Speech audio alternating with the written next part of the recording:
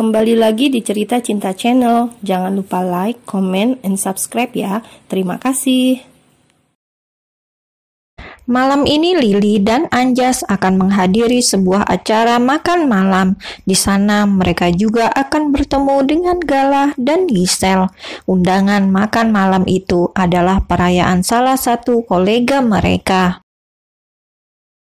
Sayang, aku lupa membawa ponselku. Kamu masuk duluan ya. Langsung temui Gala dan Giselle. Aku turun sebentar, ucap Anjas. Padahal baru saja mereka keluar dari lift dan hanya tinggal menuju ke tempat acara, ruang VVIP di sebuah restoran hotel bintang 5. Tamu yang menghadiri sekitar 100 orang.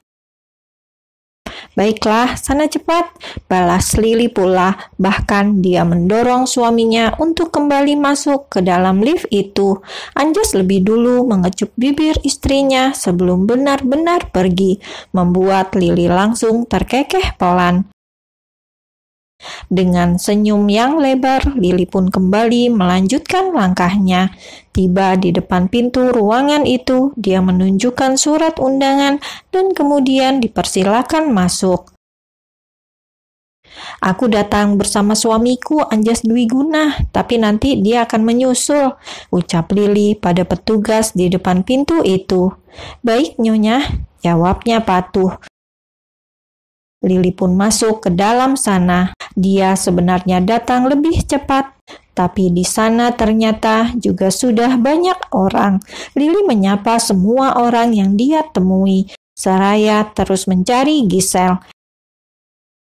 Sampai akhirnya dia lihat sang sahabat ada di ujung sana. Sel, pekik Lily tanpa sadar sampai membuat semua orang menatap ke arahnya. Giselle terkekeh, jadi ingat ketika mereka sekolah dulu, mereka adalah dua murid yang nakal, suka teriak-teriak di sembarang tempat.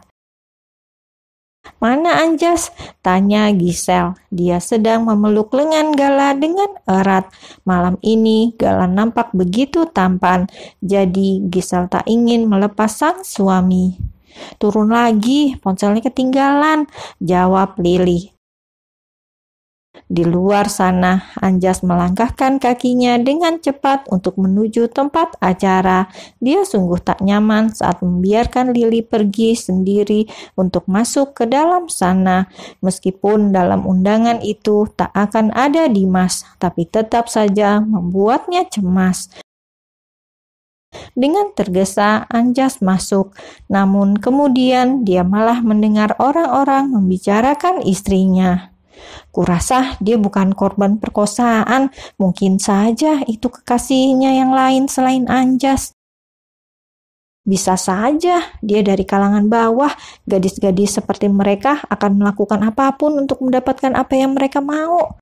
Dua wanita itu tertawa pelan. Anjas yang bodoh, mau-maunya menikahi gadis seperti itu. Kita harus menghindari mereka. Habis sudah kesabaran Anjas, namun tak ingin membuat keributan. Anjas hanya pilih untuk menunjukkan diri pada dua wanita itu dan menatapnya tajam, tatapan yang mengisyaratkan bahwa kalian tak akan selamat jika terus menggunjing keluarganya.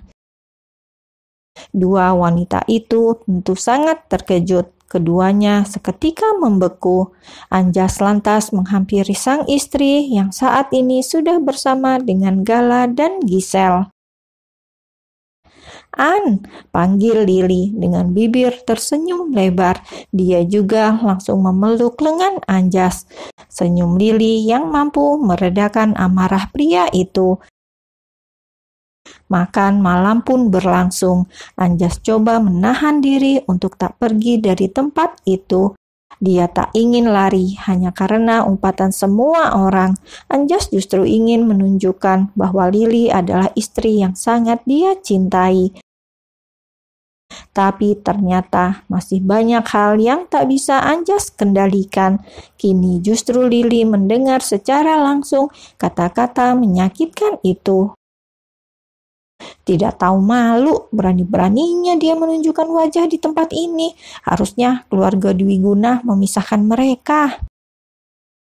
Apa yang terjadi di dalam acara makan malam itu terdengar pula oleh Dimas. Meski dia tidak menghadiri acara makan malam tersebut, dia punya banyak mata dan telinga untuk mengetahui itu semua. Ada sudut hatinya yang terbakar ketika mengetahui beberapa orang memperlakukan Lily seperti itu. Bagaimanapun, saat ini Lily telah mengandung anaknya. Keesokan harinya, Dimas kembali menemui Anjas. Setiap kali dia mengatakan bahwa akan mendatangi perusahaan Dwiguna, Anjas pasti akan langsung menyetujui keinginannya untuk bertemu. Kini kedua orang itu telah duduk saling berhadapan di ruang VIP tempat biasa. "Apa aku harus membuatmu kembali dirawat di rumah sakit?" tanya Anjas. Dia yang lebih dulu buka suara dalam pembicaraan kali ini. Anjas pun tahu jika selama ini Dimas selalu mendapatkan perawatan di rumah sakit. Tiap kali dia hajar hingga babak belur. Namun pria itu tetap saja coba menemui dia seperti ini. "Aku mohon, An, maafkan aku. Aku akan membuat nama Lily bersih lagi," balas Dimas kemudian. "Apa maksudmu?" tanya Anjas. Kini dia tak sudi lagi memanggil pria itu dengan sebutan Mas. Bahkan jika bisa, dia ingin memanggil bajingan saja. "Aku akan mengadakan konferensi pers dan menjelaskan semua yang terjadi. Aku akan meminta maaf di hadapan semua orang. Semua bukti kejahatan Tiara pun sudah aku dapatkan. Aku akan melanjutkan kasus ini ke meja hukum bersamaan dengan konferensi pers tersebut. Jika nanti Lily ingin memenjarakan aku juga siap," balas Dimas. Dulu dia masih mengharapkan jika masalah ini bisa diselesaikan secara kekeluargaan, tapi sekarang Dimas tak punya pilihan lain. Jika memang dia harus dipenjara untuk mendapatkan maaf semua orang, maka akan dia lakukan. Setelah masalah ini meledak, Dimas yakin semuanya akan kembali baik-baik saja. Dan mendengar ucapan itu, kini Anjas terdiam sesaat. Sudut hatinya cukup membenarkan ucapan pria tersebut. Tapi yang membuat Anjas cukup ragu adalah apakah benar Dimas bisa dengan sukarela menyerahkan dirinya untuk dipenjara. Sementara di pertemuan pertama mereka, Dimas jelas mengatakan bahwa dia tak ingin membawa kasus ini ke ranah hukum dan hanya diselesaikan secara kekeluargaan. "Kamu tidak percaya pada aku?" tanya Dimas kemudian. Anjas masih diam. Dia memang tidak percaya. "Apa yang harus aku lakukan agar kamu percaya?" tanya Dimas lagi. Dia telah menunjukkan semua kesungguhannya. "Berikan 50% sahammu untuk anak yang dikandung Lily," pinta Anjas tanpa basa-basi. Dia bahkan tersenyum miring saat mengatakan syarat itu. Yakin 100% Dimas tak akan setuju. "Baiklah, aku akan memberikan yang kamu minta.